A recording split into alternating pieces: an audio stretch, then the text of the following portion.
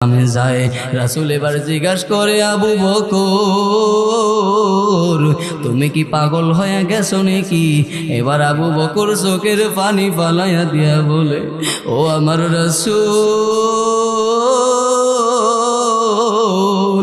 গর্ভে থাকতে পিতাকে হারাইলেন, জন্মের 6 বছর পরে মাও দুনিয়া থেকে চইলা গেল, আপনার দাদা ছিল, দাদাও চইলা গেল,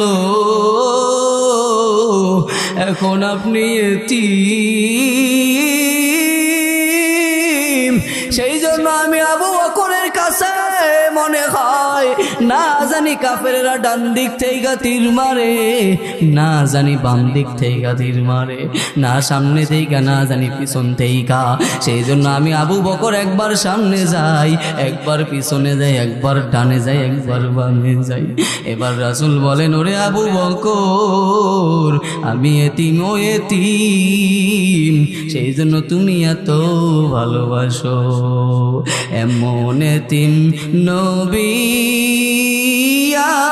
আমার, পিতা মাতা নেই যে তাহার, এমন এতিম নবী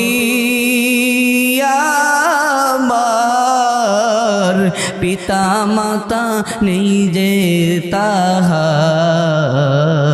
তারপরেও কত মারা মারলো তারে দুশ্মনে, নবী বিনে কে ধরাবে পুলসিরাত মিজানে, নবী বিনে কে ধরাবে পুলসিরাত মিজানে।